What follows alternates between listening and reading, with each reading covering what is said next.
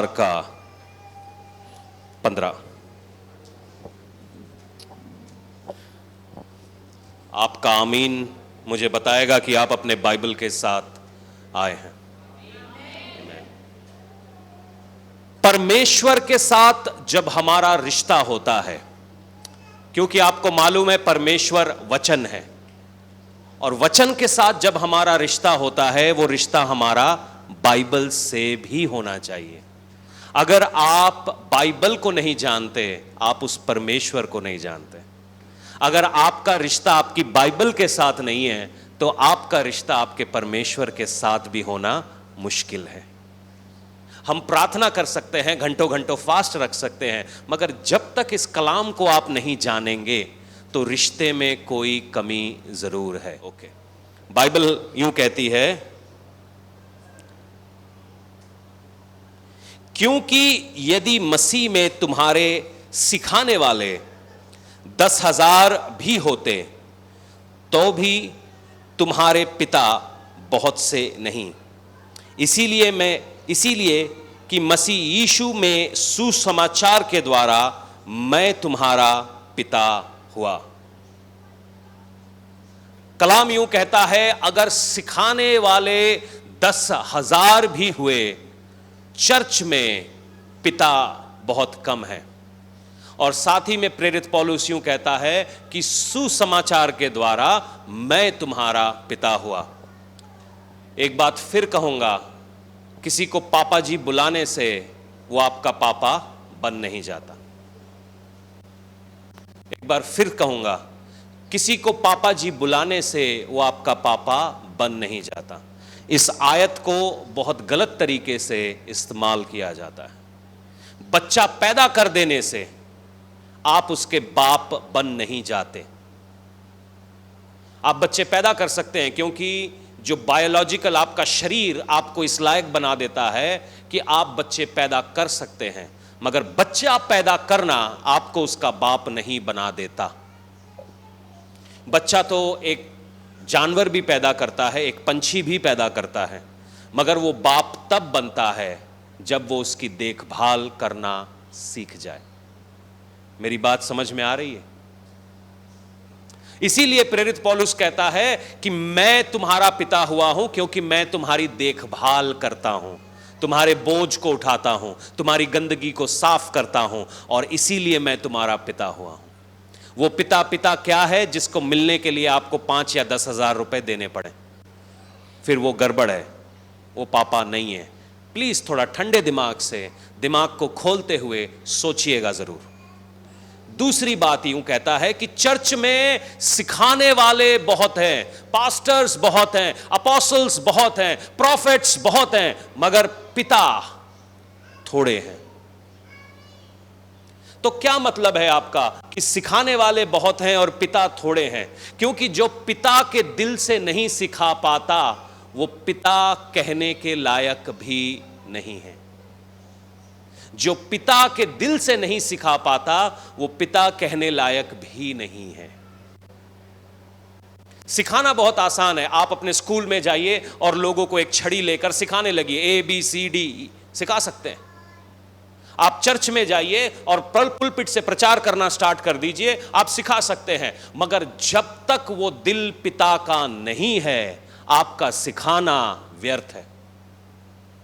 बहुत सारे लोग चर्चिस के अंदर आते हैं, और खास तौर पे मैं उनके साथ देखता हूं जो पीढ़ियों से मसीह में हैं, पीढ़ियों से मसीह में हैं, परदादा, दादा, बाप, और अचानक से कहीं आते आते ना चर्च उनके लिए एक जुगाड़ की जगह बन जाती है, एक बाजार की जगह बन जाती है। चर्च क्यों आए? शादी करवा देगा। चर्च क्यों आए? नौकरी लग जाएगी। चर्च क्यों आए? धंधा चल जाएगा। चर्च क्यों आए?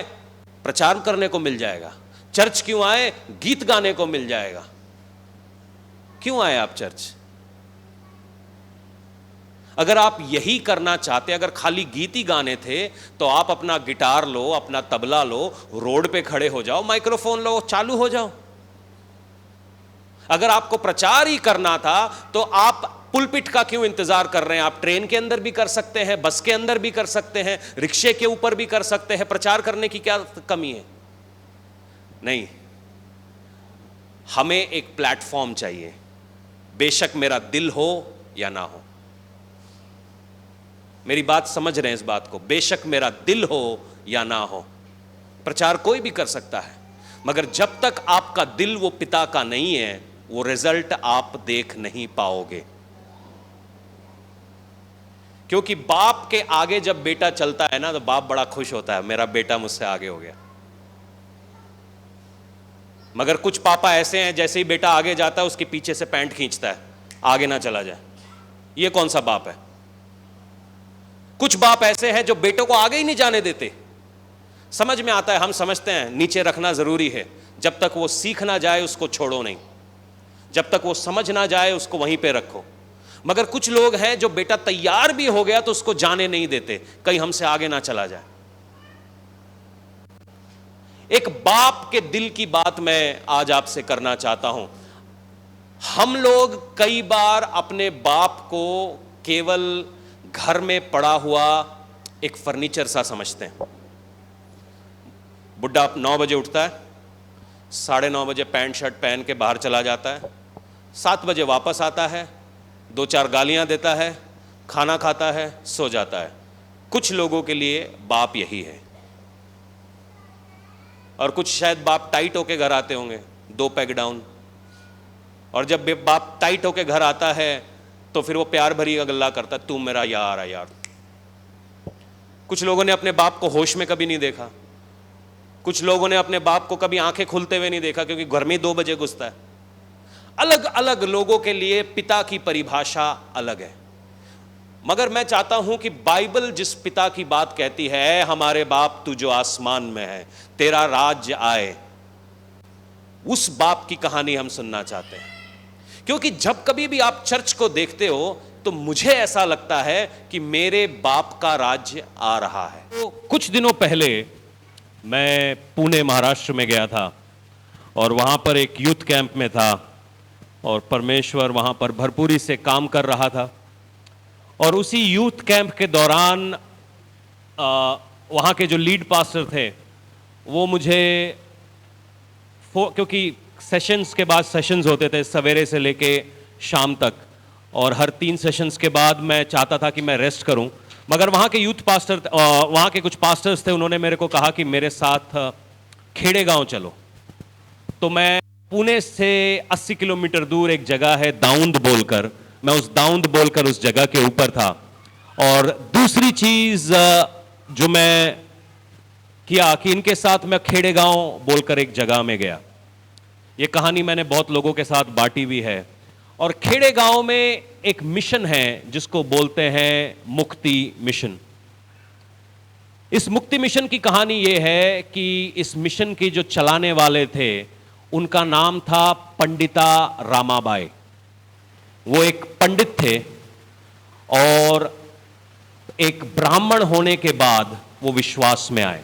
वो लोगों को गीता, रामायण और शास्त्र सिखाया करते थे, क्योंकि पुराने ज़माने में ये 1800 साल की बात है, 1822 में उनका जन्म हुआ। और शास्त्र सिखाते थे, मगर उनके दिल में खुशी नहीं थी कि इतना सब जानने के बाद भी वो खुश नहीं थे।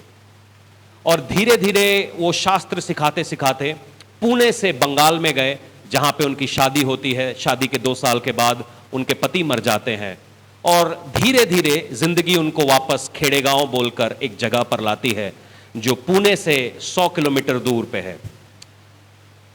और जब मैं इस स्त्री के बारे में पढ़ रहा था तो मेरा दिमाग, मतलब जब मैं सुन रहा था उस मिशन में, तो अपने आप में ही मेरे अंदर एक तूफान चल रहा था। एक औरत जो ब्राह्मण समाज से है, कैसे पूरी दुनिया से ये लड़ जाती है।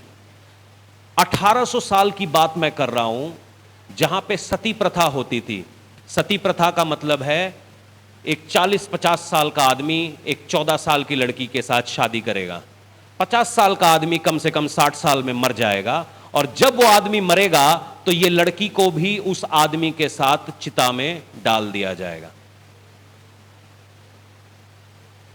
और ये ब्राह्मण स्त्री प्रभु यीशु में आती है और यहां पर सब लोगों को, आजू बाजू का पूरा इलाका है, वहां पर जाकर सुसमाचार का प्रचार करती है। हम जॉन डब्ल्यू वेस्ली के बारे में पढ़ते हैं, हम अजूजा स्ट्रीट रिवाइवल के बारे में पढ़ते हैं, हम न जाने क्या क्या रिवाइवल पढ़ते हैं, मगर एक औरत जब उसके अंदर मां का दिल आता है, वो 2000 विधवाओं को छुड़ा लेती है। एक औरत जिसके पीछे कोई भी नहीं है, अचानक से वो 2000 बच्चों को संभाल रही होती है। इसके अंदर विधवाएं होती हैं, इसके अंदर अपाहिज लोग होते हैं जिनको घर वालों ने छोड़ दिया है, लड़कियां हैं जिनको लोग अपने घर में नहीं रखना चाहते, अनाथ हैं, अलग अलग किस्म के ये लोग, इन्हों को छोड़ा जा चुका है और ये 2000 लड़कियों को संभाल रही है बिना किसी सपोर्ट के। हर रोज ये उठ के प्रार्थना करते हैं और इस तरीके से होता है कि परमेश्वर इसके दिल में डालता है कि एक चर्च बनाना है। और मैं समझ नहीं पाया कि इंटरनेट के ज़माने में, आज हम 21वीं सदी में हैं और हमारे पास किताबें हैं, हमारे पास इंटरनेट है, हमारे पास सारी सहूलियतें हैं, तब भी हम बाइबल को इतनी गहरी रीति से नहीं जान पाए जितना ये औरत जान पाई। अपने हाथों से अपने 2000 बच्चों के साथ ये एक चर्च बनाती है। एक पूरा चर्च बनाया जाता है अपने हाथों से और वहां पर एक सिस्टम चलता है, एक समाज उद्धार का सिस्टम चलता है। जैसे ये चर्च बनाती है, लोग इसके साथ हर रोज शाम को मिलने लगते हैं, ये प्रार्थना करने लगते हैं। ये 2000 बच्चे आकर प्रार्थना करते हैं और 1912 में वहां पर एक ऐसा समा आया कि एक बच्ची जो इसके साथ रहती थी, उसके ऊपर, जब ये हॉस्टल में थी तो लोगों ने देखा कि उसके ऊपर आग लग गई है। लोग घबरा गए, दूसरे बच्चे, उनको पता नहीं था ये क्या है, वो घबरा गए, वो बाहर से जाकर पानी लेकर आए कि इसके ऊपर आग लग गई है, हम डाल देंगे। मगर वो देख रहे थे कि लड़की जल नहीं रही है। 1912 में खेड़े गांव में बेदारी आई और ये जो फर्जी बेदारी आज हिंदुस्तान में चल रही है, और जब हम इस औरत के साथ मिलाकर देखते हैं तो मैं अपने आप में अपने आप को इतना छोटा महसूस कर रहा हूं। मुझे नहीं लगता कि मैंने कुछ किया है। ये जो दकोसलेबाजी पूरे दुनिया में चल रही है क्रिश्चियनिटी के नाम पे, वो कितना बड़ा धोखा है, क्योंकि उसके अंदर एक मां का दिल था। उसने कैसे अपनी बेटी को बेदारी के लिए कुर्बान कर दिया। कैसे उन्होंने सुना कि ऑस्ट्रेलिया में रिवाइवल आया है, अपने लोग भेज दिए, जाके रिवाइवल आया कैसे पता करके आओ। वो दिल चाहिए। हर जगह पे पापा जी पहले पहुंच जाते हैं, तस्वीर चाहिए, मेरे ऊपर फूल डालो, मेरे ऊपर माला डालो, मेरे पैर चूमो, मेरा स्वागत करो। मगर ये कैसी मां है जो कहती है मैं नहीं, मेरे बच्चे आगे जाएंगे। उन्होंने औरतों को, वहां पे उस समय कंप्यूटर कोर्स नहीं होते थे, टीचर ट्रेनिंग नहीं होती थी, मगर औरतों को लुहार बना दिया, औरतों को घर के कमरों काम करना सिखा दिया, औरतों को अलग अलग चीजें सिखा दी। वहां पर आज भी एक ब्लाइंड वर्कशॉप चलता है, आंखों से पूरी रीति से अंधे हैं। और जब मैं उस मीटिंग के अंदर जाता हूं, वो टोकरियां बना रहे हैं और गीत गा रहे हैं। उनकी टोकरियां बननी रुकी नहीं जब हम लोग पहुंचे वहां पर, और वो गीत गा रहे हैं, माजा प्रभु, शुक्रिया अदा कर रहे हैं परमेश्वर का। जिनकी आंखें नहीं है, उनके पास बाइबल है और वो आंखों से पढ़ नहीं सकते, ब्रेल में अपनी बाइबल पढ़ते हैं और टोकरियां बन रही हैं। रिवाइवल इसको कहते हैं,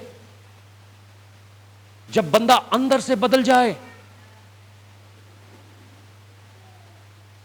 जब बंदा अंदर से बदल जाए। एक ब्राह्मण औरत भारत में रिवाइवल लाती है और हम में से किसी को उसका नाम तक नहीं पता। उसके नाम का टिकट चलता है 60 पैसे का टिकट। सरकार उसको इतना वजूद देती है कि खेड़े गांव जैसी एक छोटी जगह पे उस औरत का नाम का टिकट चलता है। यह है मां का दिल। और ये जो फर्जीवाड़ा चल रहा है, हम में को इसमें से बाहर आने की बहुत जरूरत है। मेरे दिल में ऐसा है, कम से कम मैं वहां पे जाके 10-15 दिन सेवा जरूर करूं। मैं बोलता हूं, मैं अपने बच्चे भी ले जाके वहां दिखाना चाहता हूं कि वो बच्चे रहते कैसे हैं वहां पर। हम में से सबके पास घर है, हम में से सबकी आंखें, हाथ, पैर, दिमाग काम करता है, और हम क्या मांग रहे हैं? पैसे दे दो, पैसे दे दो, कनाडा ले जाओ। ये लोग कुछ नहीं मांग रहे। और ये प्रचार कर रहे हैं, अंधे होकर प्रचार कर रहे हैं। मेरा तो दिमाग खराब हो गया ये सारी चीजें देखकर कि कैसे कोई इतना प्रचार कर सकता है। कैसे एक औरत जो 1920 में सो गई और उसका पावर आज भी काम कर रहा है। यह है एक मां का दिल, उसका असर जो हम लोग नहीं समझते। हम सोचते प्रचार करना, बढ़िया प्रचार कर दिया, लोगों ने 4 ताली बजा दी, 4 लोग गिर गए और उससे हो गया काम। ये टेक दिस प्लेट, उसको हमने अनॉइंटिंग समझ लिया। आग आज भी वहां पर है। मैं जब उस चर्च में जा रहा था जहां पर ये प्रचार कर रहे थे तो मेरे पांव कांप रहे थे, मेरे पांव कांप रहे थे। ऐसा माहौल है उस चर्च का। 12 कुएं खोदे गए हाथों से, उन 12 कुओं के पत्थर लिए गए, बर्मा से टीक मंगाई गई। वो चर्च ऐसा बना है जिसमें अभी तक दीमक नहीं लगी है। 100 साल से ऊपर हो गया, जिसको हम नहीं जानते। ये है मां का दिल, ये है पिता का दिल। जब बाप सलीब पर मर रहा था उसको लोग समझे नहीं कि वो कितना कमजोर आदमी है, सलीब पर मर रहा है फिर भी कह रहा है इनको माफ कर। ये है बाप का दिल। इसी बात को ध्यान में रखते हुए मैं चाहता हूं इफिसियों 4 में हम चलें और कुछ आयतों को मैं देखना चाहता हूं। पढ़ें। इसीलिए मैं ये कहता हूं और प्रभु में आग्रह करता हूं कि जैसे अन्य जातियों को लोग मन की अनर्थ रीति में चलते हैं, तुम अब से फिर ऐसे ना चलो, क्योंकि उनकी बुद्धि अंधेरी हो गई है और उस अज्ञानता के कारण जो उनमें है और उनके मन की कठोरता के कारण वे परमेश्वर के जीवन से अलग किए हुए हैं। किसके कठोरता के कारण? अगर कोई यूं कहता है कि मेरा प्रार्थना में मन नहीं लग रहा, मैं परमेश्वर में एक नहीं हो पा रहा, तो थोड़ा सा अपने आप को चेक करिए, कहीं आपका मन कठोर तो नहीं हो गया है। पास्टर जी प्रार्थना में मन नहीं लगता, बाइबल पढ़ने में मन नहीं लगता, चर्च आने में मन नहीं लगता, क्यों? मन कठोर हो गया। और क्योंकि आपका मन कठोर हो गया है, पवित्र आत्मा इसलिए आपके अंदर काम नहीं कर पा रही। आगे सुनिएगा। और वे सुन्न होकर लुच्चपन में लग गए हैं कि सब प्रकार के गंदे काम लालसा से किया करें। पर तुमने मसीह की ऐसी शिक्षा नहीं पाई, वरंतु तुमने सचमुच उसी की सुनी और जैसा यीशु में सत्य है उसी में सिखाए भी गए कि तुम पिछले चाल चलन के पुराने मनुष्यत्व को जो भरमाने वाली अभिलाषाओं के अनुसार भ्रष्ट हो जाता है उतार डालो और अपने मन में आत्मिक स्वभाव के नए बनते जाओ और नए मनुष्यत्व को पहन लो जो परमेश्वर के अनुरूप सत्य और धार्मिकता और पवित्रता से सृजा गया है। इसी कारण झूठ बोलना छोड़कर हर एक अपने पड़ोसी से सच बोले। अपने पड़ोसी को देखिए, थोड़ा थोड़ा देखिए, देखिए देखिए देखिए देखिए देखिए देखिए देखिए देखिए देखिए देखिए देखिए, एक दूसरे की तरफ देखिए और कहिए कि मैं सच बोलूंगा, जो कुछ कहूंगा सच कहूंगा, सच के सिवा। मेरी और क्यों बोल रहे? पड़ोसी का। पति पत्नी को खास तौर पे देखिए, पति अपनी पत्नी को कहिए जो कुछ कहूंगा तू फोन कर ले, सच कहूंगा सच के सिवा, गोल गोल बातें नहीं घुमाऊंगा। अरे बोल यार, तू भी बोल, तेरी पत्नी है ना।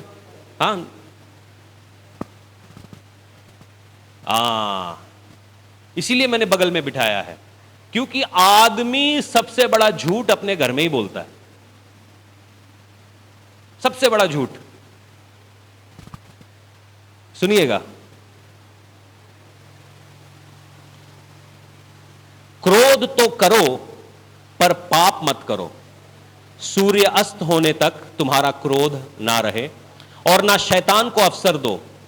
चोरी करने वाला फिर चोरी ना करे, वरन भले काम करने में अपने हाथों का परिश्रम करे, इसीलिए कि जिसे प्रयोजन हो उसे देने को उसके पास कुछ हो। कोई गंदी बात तुम्हारे मुंह से ना निकले, पर आवश्यकता के अनुसार वही निकले जो उन्नति के लिए उत्तम हो, ताकि उससे सुनने वाले पर अनुग्रह हो। परमेश्वर के पवित्र आत्मा को शोकित मत करो, जिससे तुम पर भी छुटकारे के दिन के लिए छाप दी गई है। तुम्हारे ऊपर किसकी छाप है? आधार कार्ड की। किसकी छाप है? पवित्र आत्मा का सील है। पवित्र आत्मा का सील है। यह उनके लिए है जो नया जीवन पा चुके हैं। सुनिएगा, अभी बच्चों को छोड़ दीजिए, थोड़ी देर मेरी बात सुन लीजिए, 15 मिनट में इसको हम खत्म करेंगे। जब परमेश्वर पृथ्वी को बना रहा था, तब उसने सारी बातों की सृष्टि वचन की। उसने कहा रोशनी हो, तो रोशनी हो गई। उसने कहा धरती और पानी अलग हो, तो पानी अलग हो गया। उसने कहा आसमान पंछियों से भर जाए, तो आसमान पंछियों से भर गया। उसने कहा जमीन मछलियों से भर जाए, तो पानी मछलियों से भर जाए, भर गई। जमीन जानवरों से भर जाए, वो भर गई। सारी चीजें जैसा उसने कहा वैसा हो गया। मगर छठे दिन कुछ ऐसा हुआ कि उसने आदमी को सिरजा, और इस समय परमेश्वर ने अपने वचन का इस्तेमाल नहीं किया। वो छठे दिन खुद स्वर्ग से इस पृथ्वी पर उतरा और आदमी को मिट्टी से बनाया। और जब आदमी को और आपको मालूम है, कुम्हार के हाथ हमेशा गंदे होते हैं। जो पाक पवित्र है, जिसको कोई छू नहीं सकता, जिसका नाम कोई मुंह से नहीं ले सकता, वो खुद नीचे आ गया और पृथ्वी की मिट्टी से खेलने लगा ताकि वो इंसान को बना सके। और जब उसने इंसान बनाया, इंसान खाली था, उसने इंसान के अंदर अपनी सांस फूकी। वही सांस पेंतिकुस के दिन हम देखते हैं। तो परमेश्वर ने आदमी को सिरजा और उसके अंदर श्वास फूका। और जब हम पेंतिकुस का दिन पढ़ते हैं, तो वहां पर भी ऐसा ही होता है कि 120 एक जगह पर इकट्ठे हैं और परमेश्वर उनको भरता है। आपको मालूम है, परमेश्वर ने पहले पृथ्वी बनाई और उसको भर दिया। परमेश्वर ने अपना मिलाप वाला तंबू बनाया और उसको भर दिया। परमेश्वर ने इंसान को बनाया और उसको भर दिया। परमेश्वर जो बनाता उसको जरूर भरता है। वो भरने वाला परमेश्वर है। अगर आज आपके घरों में जगह खाली है और उस जगह को परमेश्वर ने बनाया है, तो उसको भरने जा रहा है। अगर आपके बैंक अकाउंट परमेश्वर ने बनाए हैं, खाली है, तो परमेश्वर उसे भरने जा रहा है। विश्वास करिए। इस पे ज्यादा आमीन निकला, इससे पहले आमीन नहीं निकल रहा था। आजकल का प्रचार थोड़े से मैं उनके साथ वाकिफ नहीं रखता हूं, क्योंकि आजकल के प्रचार हमें क्या मिलेगा उसके ऊपर आधारित है। आप करोगे तभी आपको मिलेगा, जब तक आप करोगे नहीं, आपको मिलने वाला नहीं है। हम पहले ही सोच लेते हैं हमें क्या मिलेगा, इसीलिए कई बार हम करना चूक जाते हैं। मगर अगर आप सही करें, तो वो आपको सही चीजों से भरने वाला है। किसी को बोलो मेरी बात समझ में आई?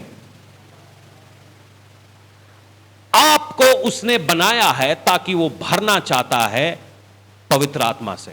अब इस बात को आप ध्यान में रखते हुए हम चर्च के बारे में सोचेंगे। चर्च के अंदर बड़ा विभाजन है। चर्च के अंदर विभाजन है। हम कैथोलिक हैं, हम बैप्टिस्ट हैं, हम मेथोडिस्ट हैं, हम पिंड वाले चर्च में जाते हैं, हम पापा जी के चर्च में जाते हैं, हम फूफा जी के चर्च में जाते हैं, हम चाची जी के चर्च में जाते हैं, हम मामा के चर्च में जाते हैं, कुछ गरीब बंगाली पास्टर के चर्च में भी आ जाते हैं। विभाजन है, बड़ा बड़ा विभाजन है। मगर बाइबल बताता है जो विश्वास करते हैं धार्मिकता उसकी है। इससे पहले कि मैं कैथोलिक बनूं, पेंटिकॉस्टल बनूं, मामा जी का बनूं, पापा जी का बनूं, मेरे लिए अच्छा है मैं विश्वासी बनूं, ताकि उसकी धार्मिकता मेरे ओर क्रेडिट हो जाए। आप समझ नहीं रहे इस बात को, आप समझ नहीं रहे। हम बहुत कंफ्यूजन में डाल दिए गए हैं। इतना विवाद खड़ा कर दिया गया है ताकि जो परमेश्वर पिता का दिल है वो हमसे छुपा रहे। उसके बाद बाइबल यूं बताती है कि हम एक देह हैं, और इसीलिए मैं आपको इफिशियंस पढ़ाना चाहता हूं क्योंकि इफिसियों 6 के अंदर हम बड़े एक्साइटेड हो जाते हैं कि परमेश्वर के सारे ढाल झिलम और ये सारी चीजें पहन लो ताकि तुम शैतान का सामना कर ना सको। मगर उसके पहले 5 चैप्टर में क्या लिखा है हमने कभी सोचा नहीं। इसीलिए शैतान हमारे घरों में घुस के हमको दिन रात पीट रहा है, क्योंकि आपने एक आयत पढ़ी है, बाकी 5 चैप्टर छोड़ दिए। और आज मैं वो 5 चैप्टरों का थोड़ा सा जिस्ट आपको सिखाना चाहता हूं कि परमेश्वर जो कुछ बनाता है उसे भरता जरूर है। सुनिएगा, ये क्या है? क्या है? पक्का पानी है। ये क्या है? इसको क्या बोलेंगे? पानी का ग्लास। क्या बोलेंगे? अच्छा, इसमें मैंने कोक भर दी तो इसको क्या बोलेंगे? किसका ग्लास? दारू भर दी तो? ग्लास सेम है, ग्लास। मगर हर बार जो उसके अंदर है जब वो चेंज हो जाता है तो इस ग्लास की परिभाषा भी मेरी, अरे यार तुम लोगों की समझ नहीं है, ऐसे का मक्खी चली जाएगी। ग्लास की कीमत, ग्लास के बनाने वाले ने ग्लास बनाया ताकि यह किसी की प्यास बुझा सके, इसके अंदर पानी आ सके। मगर अब ग्लास की इच्छा है वो अपने अंदर क्या भरना चाहता है? शराब, बदकारी, मक्कारी। हम लोगों की प्रॉब्लम क्या है कि हम खुद को भरे बिना ही प्रचार करना चाहते हैं, क्योंकि मैं तुमको वो नहीं दे सकता जो मेरे पास है नहीं। ड्रामा कर सकता हूं, यहां सबको बोल सकता हूं ताली बजाओ, उछलो, कूदो, गाओ, और उसको मैं कैमरा में कैप्चर करके फेसबुक पे भी डाल सकता हूं।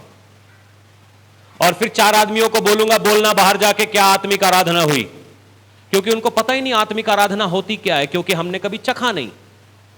जिसने चखा उसको पता। हम जब इंडिया में थे ना तो एक कल रात को ही हम देख रहे थे, वॉफल्स बोल के एक चीज होती है। हमने दिल्ली के सबसे बड़े होटल में गए, वॉफल्स मांगे, बड़े घटिया थे, बड़े बेकार थे, मतलब खाए भी नहीं जाए। बिना बात के 500 रुपए उन्होंने ले लिए हमसे। वॉफल्स खिलाएंगे, वॉफल्स वॉफल्स। एक बंदा मेरा दोस्त, उसने रेस्टोरेंट खोला कि हाँ यार वॉफल्स खिलाता हूं मैं तुझे। मैंने कहा चल आजा खिलाते। एकदम बेकार। तो हमारे दिमाग में ये बेकार वॉफल्स की तस्वीर थी। हम गलती से बेल्जियम पहुंच गए और वहां पे वॉफल्स बिक रहे थे, तो मेरे दिमाग में भी आया यार इतनी भीड़ क्यों है इस दुकान पे, ये भी तो वही घटिया सा होगा, कौन खाएगा। मगर किसी ने हमको, बगल में एक सिस्टर थे, उन्होंने कहा खा के देखो। जब हमने वो खाया हमें समझ में आया असली वॉफल्स, क्योंकि नकली ने हमारा दिमाग इतना खराब कर दिया है कि हमें असली का पता ही नहीं है। अगर आज मैं किसी से पूछूं पवित्र आत्मा का होना क्या है, तो सबसे पहले बोलेंगे कूद के प्रार्थना करना, वो पवित्र आत्मा का होना है। मगर पवित्र आत्मा का होना जब है जब आपके दिल में प्यार हो, जब आपके दिल में पेशेंस हो, जब आप किसी को सह सकें, जब लोगों से बात करें तो उनके दिल में परमेश्वर की बात आए। मगर आपके दिमाग में क्या है? धड़ाधड़ धड़ाधड़ धड़ाधड़ ट्रेन चला दो भाई, 12 बज चुके हैं, अमृतसर एक्सप्रेस आ चुकी है। क्योंकि ये हमारी परिभाषा है। अंदर क्या है? परमेश्वर ने आपको बनाया, किस लिए बनाया? ताकि आपके अंदर वो कुछ भर सके। और क्या भर सके? पवित्र आत्मा। मगर हमारी तकलीफ ये है कि हम विभाजित हैं। हम कलीसिया में आकर भी हम जो अंदर से पहले से भरे हुए हैं, हम अपने आप को खाली नहीं कर पा रहे, और वो भरा हुआ सामान हम अंदर ले आए। अब सुनिएगा, इस ग्लास में 30 ml दारू मिली हो और 60 ml पानी मिला हो तो ये क्या बन जाएगा? पेग। मैंने तो पानी मिलाया था, मगर पहले से जो मिला हुआ है उसकी वजह से इसकी परिभाषा बदल।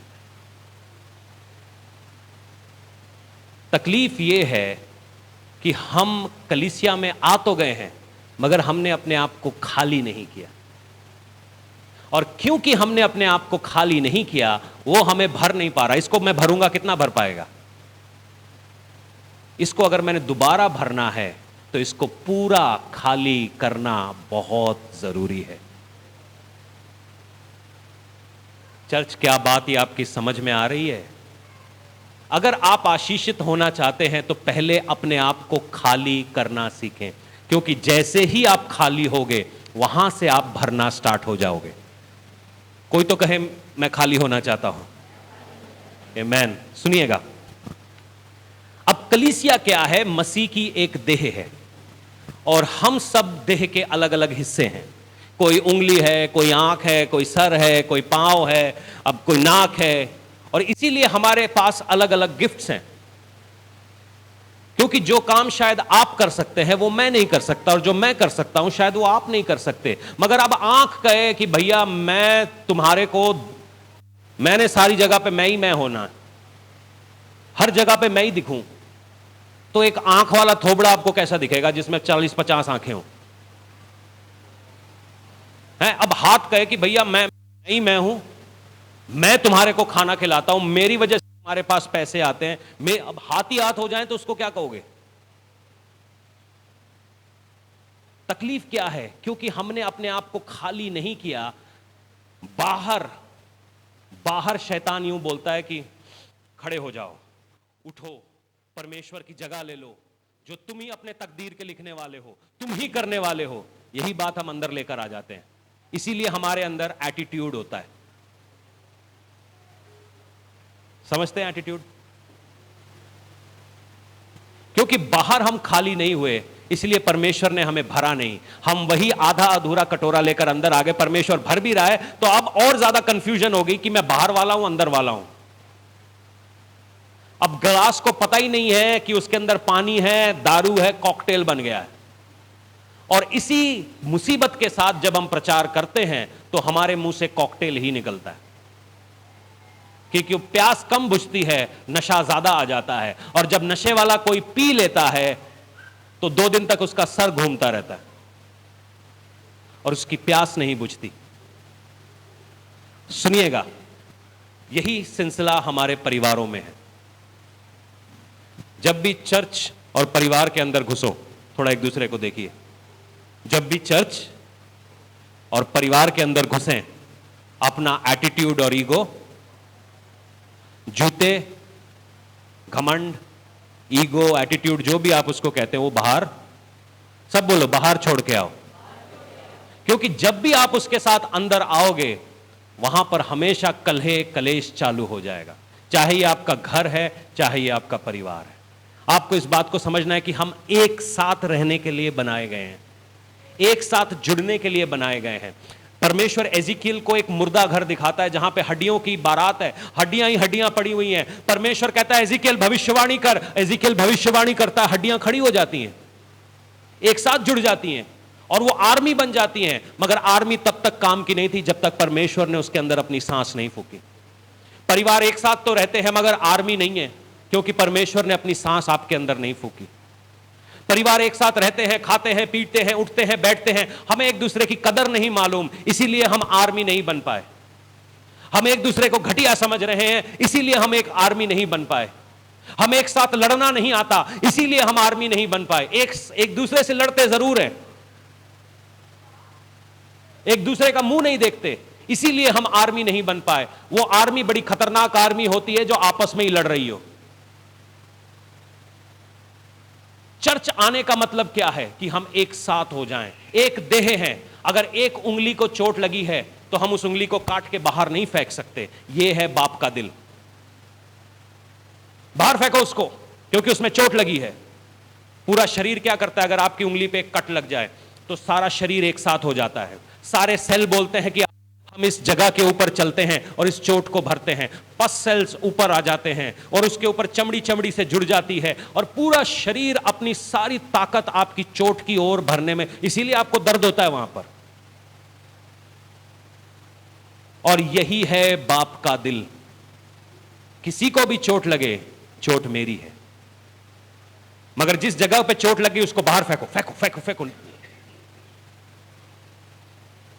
मगर कई बार ये बाप का दिल बड़ा ही गलत समझ लिया जाता है इसको, क्योंकि बाप का काम खाली प्यार दिखाना नहीं है, बाप का काम खाली पैसे देना नहीं है। बाप का काम, जितने बाप हैं यहां पर मेरी बात सुनिएगा, आपका काम आपके घर को चलाना है। इसीलिए बाइबल कहती है क्रोध करो। क्या कहती है? मगर वो जिंदगी भर अपने साथ ना रखो। आप ही बाइबल में लिखा है, पढ़ा करो उसको, क्रोध करो। जो कोई ज्यादा स्मार्ट बने उसको अपनी इसकी जगह पे ले आओ। क्रोध करो, मगर किस दिल से करो? कि मेरा बेटा नुकसान ना खाए, मेरा बेटा नाश ना हो। आपका क्रोध जायज है। अगर कोई यूं कहता है कि बाइबल का मतलब आपको तो गुस्सा आना ही नहीं चाहिए, हम पास्टर जी को दो मारेंगे। सारी दुनिया को लगता है कि हमारा जो मन में आए हम करेंगे, पास्टर को बोलना नहीं चाहिए क्योंकि पास्टर है भाई। पास्टर कैसे बोल सकता है? वो खाली स्पिरिचुअल बातों पे बोलेगा।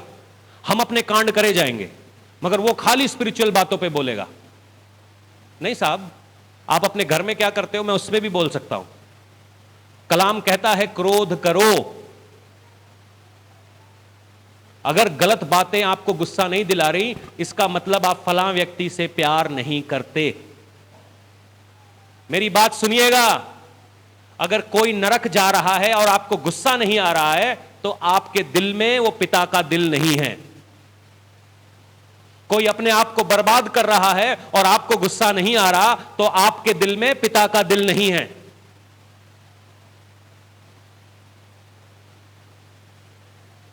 एक बाप होना आसान नहीं है। बेटा अच्छा हो गया तो ठीक है जी, बेटा टैलेंटेड था। बेटा खराब हो गया, अच्छी शिक्षा नहीं दी आपने।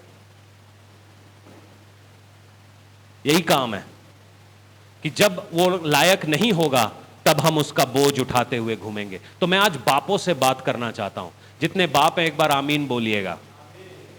बापों की आवाज थोड़ी घट गई है, आमीन बोलिए।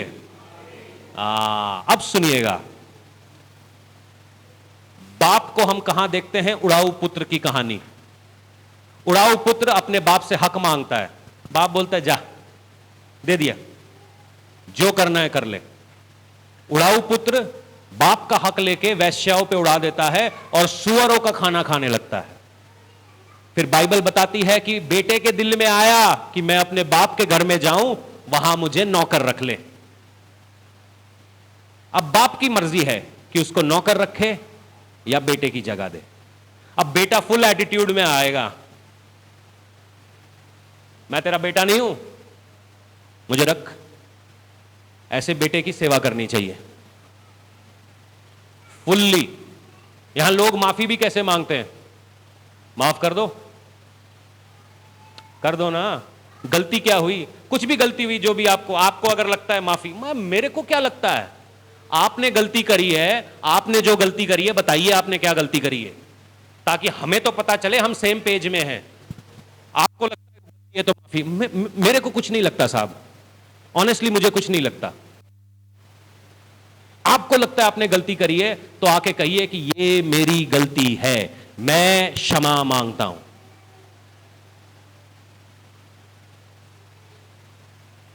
उसमें भी एटीट्यूड। बापों को मैं बोलता हूं दिमाग वाले बनो। मैं ये नहीं बोलता हूं कि किसी को दूर कर दो, मगर उनको सही सिखाना आपका काम है, उनको गिराने के लिए नहीं। अगर वो सही नहीं सीखे तो जिंदगी में बड़े धोखे खाएंगे। आपके हाथ से मार मिलेगी और जो बाप के हाथ की मार हो वो जिंदगी देती है, मगर जब दुनिया मारेगी वो जान से मार देगी जब तक वो आपको खत्म ना कर दे। अच्छा है अपने बेटे को खुद कड़क कर लो, बजाय इसके कि आप दुनिया के हवाले में उसको कर दो। परमेश्वर कहता है एग्जॉर्ट करो, वो बातें मत बोलो। एक बाप होने के नाते वो बातें मत बोलो जो आपके बच्चों को नाश करे। डिसिप्लिन में रखो उनको। जितने बाप बन रहे हैं, बनने वाले हैं, माताएं खास तौर पे अपने बेटे की गलती छुपाने के लिए, मेरा पति ऐसा है, मेरी बेटी ऐसी है, मैं माताओं से भी बात करना चाहता हूं। बेटा प्यारा है मगर उसकी गलतियां ना छुपाओ। सबसे पहला अपने बेटे की गलती छुपा दें। मेरा बेटा बड़ा सीधा है, इसकी बहन जो है ना इससे बहुत झगड़ा करती, इसका बाप कसाई है, कसाई। इसलिए मेरा बेटा ऐसा बन गया, मेरा फूल सा बेटा। आप उसको ढकोगे, शैतान उसको एक्सपोज कर देगा। मां बाप एक बॉडी का हिस्सा है। जितना फर्ज बाप का है उतना फर्ज मां का भी है। मैं उन माओं को बहुत पसंद करता हूं जो बेटे के ऊपर झाड़ू छाप देती है, क्योंकि अगर वो झाड़ू मुझ पे नहीं छपी होगी तो मेरी जिंदगी बेकार हो जाती। और जितने बेटे झाड़ू खा रहे हैं वो भी परमेश्वर का धन्यवाद करें कि ऐसी मां मिली है जो झाड़ू छाप रही है।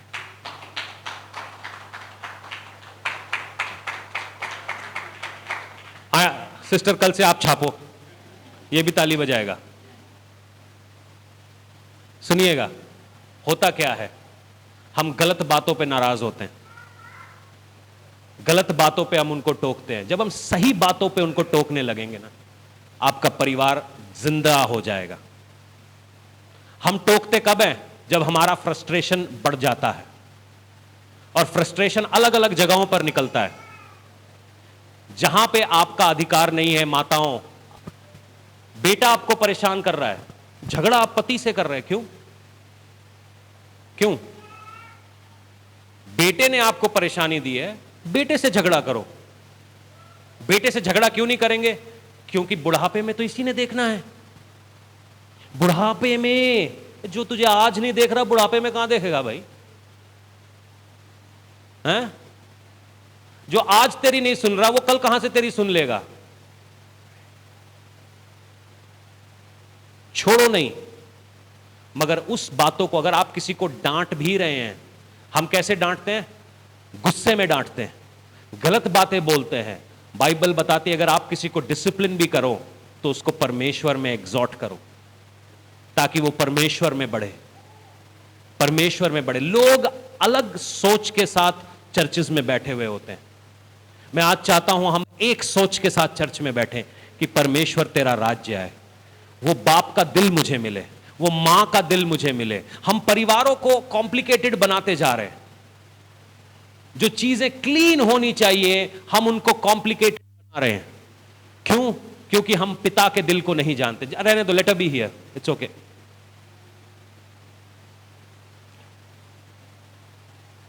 सुनिएगा, एक पिता होने के नाते आपका काम है अपने परिवार को डिसिप्लिन में रखना।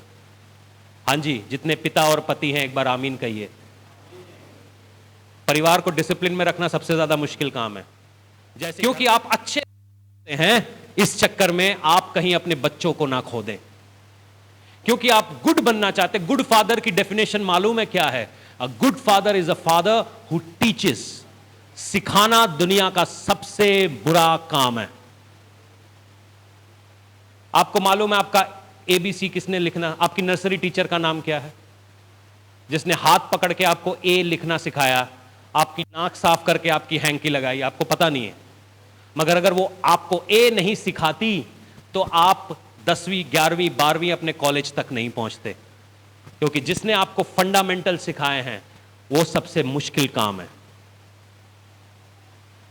और एक बाप का काम है अपने बच्चों को फंडामेंटल सिखाना। हम झूठा पीस अपने घर में ना रखें। मैं कुछ बात ही नहीं करूंगा अपनी बीवी से, मामला ठंडा। मामला ठंडा नहीं हो जाएगा।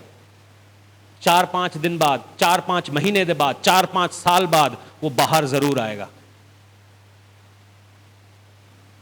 वहीं के वहीं उसको सॉल्व करो। जो कहना है वो कहो, मगर ऐसे कहो कि हम एक दूसरे को आगे लेकर जाए। झगड़ों में क्या होता है? सुनिए, आपके घर में झगड़े होते हैं? हां, सारे ईमानदारी से बताओ, कितनों के घर में झगड़े होते हैं? झगड़ों में क्या बातें करते हैं? क्या क्या बातें होती है झगड़ों में? बाइबल बताती है झगड़े का तरीका। एग्जॉर्ट करिए एक दूसरे को। अगर आपने शिकायत भी करनी है अपने पति से, सुनिए बहनें, तो आप उनको बताइए कि जीसस कैसा है। शिकायत करने के भी तरीके हैं। प्रीति हैप्पी को बोलेगी, देखो यीशु कहता है कि मांगो तो दिया जाएगा, मैं मांग रही हूं, कब से लाल साड़ी मांग रही हूं, मुझको लाल साड़ी ला के दो। अब हैप्पी बेचारा क्रॉस पे है, उसको क्या करना है कि कि मेरा बाप ऐसा करता है, मुझे भी ऐसा करना पड़ेगा, तो हैप्पी करेगा। मगर अब प्रीति कहे हम, हैप्पी कहेगा चुप हो जा, पीछे चल मेरे पीछे। पतरस है यस्सु को कह रहा था, नहीं मैं नहीं मरने देना, मैं नहीं मरने देना, चल पीछे। किधर बोलना है, किधर सुनना है, किधर करना है। और जब हैप्पी अपनी बीवी को कुछ समझाना हो तो बाइबल से समझाए, एग्जॉर्ट करे। देखो रूथ कैसी थी, देखो एस्थर कैसी थी। हम कहते थे कोई गाली सोच लो अपने मन में, कोई बुरी वाली, और वही मन से निकलती है। अब बाइबल का भी इस्तेमाल नहीं करते लड़ने के लिए। मैं आज आपको कह रहा हूं बाइबल का इस्तेमाल करिए, बोलिए कि यीशु कैसा है, ओ दाऊद कैसा है, ये फला कैसा है। आप बोलिए, बाइबल इसीलिए बना है। और जब हमने झगड़ा करना होता मन से गाली देते हम। आज मैं बोलता हूं गाली से नहीं, बाइबल से अपने परिवार को चलाओ। और सुनिए, बाप का काम पता है क्या होता है? जो थोड़ा सा साबी जरा शुभ को टच कर, बैठे बैठे इसीलिए क्रॉस पे यीशु को खींचा गया। आप खिंच पड़ेगी, जितने बाप यहां बैठे हैं उनको खिंच पड़ेगी, क्योंकि जितना बड़ा हाथ खुला है उतने ही बेटों को आप समेट पाएंगे। खिंच पड़ेगी जब भी किसी ऐसे आदमी को पकड़ना है। शुभम तो अच्छा लड़का है, मगर जो पहुंच से बाहर है, तो आपको निकलना पड़ेगा। कुछ नई तरीके इजाद करने पड़ेंगे, कई नई सोचें इजाद करनी पड़ेंगी कि मेरे बेटे को तकलीफ ना हो, मेरा बेटा नाश ना हो, मेरा बेटा बचाया जाए, मेरा बेटा छुड़ाया जाए, मेरा बेटा कहीं गड्ढे में ना गिर जाए, मेरा बेटा कहीं नशे में ना गिर जाए। मेरे को बाहर निकलना पड़ेगा। और चर्च क्या है? बैठ के सुख हो गई है, क्योंकि हमारे अंदर वो बाप का दिल मर गया है। हमारा बाप का दिल कहीं खो गया है। आज प्रार्थना करें कि परमेश्वर वो दिल दे हमें, वो पिता का दिल दे हमें, कि हम जहां पे स्ट्रेच किए जाएं, हम निकाले जाएं। परमेश्वर सुनिएगा, सुनिएगा, सुनिएगा। लोग बड़ी जल्दी चर्च आते हैं और बड़ी जल्दी चर्च छोड़ते हैं। हमारे मतलब से बात नहीं हुई, हम छोड़ रहे हैं। आपने हमारे मतलब की बात नहीं की, हम जा रहे हैं। जाओ जाओ, प्लीज गो हेड। मगर जब आप जेनेसिस 16 को पढ़ते हैं, हाजरा जो थी, मैं ये बता रहा हूं ये बात क्योंकि पिता का दिल है ना चर्च वाले का। हाजरा जो थी वो सारा की गुलाम थी, नौकरानी थी। सैरा ने क्या किया? अब्राहम को बोला मैं बुढ़ी हो गई हूं, मेरी नौकरानी से शादी कर ले। तो अब्राहम ने नौकरानी से शादी कर ली, नौकरानी प्रेग्नेंट हो गई, शादी हुई तो प्रेग्नेंट भी होगी ही। अब प्रेग्नेंट नौकरानी का दिमाग खराब हो गया कि जो मालकिन थी, जो पहली थी, जो मां थी, सैरा का मतलब है मां, जो मां थी, कहते मैं अपनी मां के सर पे बैठूंगी, मैं अपनी मां के सर पे बैठूंगी, नहीं तो मैं जा रही हूं। मेरे को प्रचार करने दो, नहीं तो मैं जा रहा हूं। मेरे को गीत गाने दो, नहीं तो मैं जा रहा हूं। जाओ जाओ, मैं 10 से काम चला लूंगा, जाओ। हाजरा गुस्से में आ गई, चली गई। परमेश्वर का स्वर्गदूत हाजरा को मिलता है, कहता जो तेरी आशीषें हैं ना उसी घर से हैं, वापस जा। क्योंकि कुछ कनेक्शंस हैं जो परमेश्वर ने बनाए हैं। कुछ जगह है जहां पे आपको वफादार रहना है, कुछ जगह है जहां पे आपको चीजें सोचनी है। क्या परमेश्वर हाजरा को ब्लेस नहीं कर सकता था? कहता उसी घर वापस जा, क्योंकि वहां पे मैंने तेरे लिए आशीष की जगह रखी है। जितने बेटे बैठे हैं, जितनी बेटियां बैठी हैं, आप अपने मां बाप के दिलों को समझें। हो सकता है आपके सामने हम ओल्ड फैशन हैं, हमें समझ नहीं आती, हम दकियानूसी हैं, या एक्सेट्रा एक्सेट्रा कुछ भी लगा सकते हैं, मगर आप हमारे दिल को समझें। हम आपको ठोकर खाते हुए नहीं देख सकते, आपको नर्क जाते हुए नहीं देख सकते, कोई आपका फायदा उठा ले वो हम नहीं देख सकते, कोई आपका उल्लू बना दे वो हम नहीं देख सकते। इसीलिए आपको सिखाना हमारा काम है, और सिखाना आसान नहीं होता। जब उन हाथों को जिनको लिखना नहीं आता, आपको उनको कस के पकड़ना पड़े और उनको बताना पड़े ऐसे लिख, तकलीफ होती है। उनको कई बार कान पकड़ के खड़ा करना पड़ता है, मुर्गा बनाना पड़ता है, मारना पड़ता है, तब जाके वो सीखते हैं, क्योंकि ये शिक्षा आखिर तक चलती है। आज आप पाइथागोरस की थ्योरम लिख सकते हैं, मगर उसको याद करिए जब आपको किसी ने हाथ पकड़ के ए लिखना सिखाया, वहां से आपकी शुरुआत हुई। और कई बार हम उसको बड़ा तुच्छ समझते हैं। मैं आज चाहता हूं अपने मां बाप की शिक्षाओं को मानो। बाइबल बताती है उनकी इज्जत करो, उनकी इज्जत करो, आदर करो। और आज फादर्स डे में अपने बाप को, अगर मेरे पिता तो है नहीं, आसमानी बाप है, तो मैं उनको शुक्रिया अदा करता हूं। और मैं जानता हूं मेरे पिता कहीं अच्छी जगह पर है। जो जो मेरे बाप ने मेरे लिए किया, वो मेरे लिए हमेशा आशीष का कारण रहा। और मैं चाहता हूं कि मैं कम से कम उतना अपने बच्चों के लिए कर पाऊं, जैसा रिश्ता मेरे पिता का मेरे साथ था, मेरे बच्चों के साथ मेरा वैसा रिश्ता हो। मैं जानता हूं आप में से कई सारे लोगों ने अपने बाप नहीं देखे। जिन्होंने बाप नहीं देखे वो आसमानी बाप को देखें और वैसा रिश्ता अपने परिवार के साथ बनाएं, क्योंकि परमेश्वर ऐसी आशीषें चाहता है।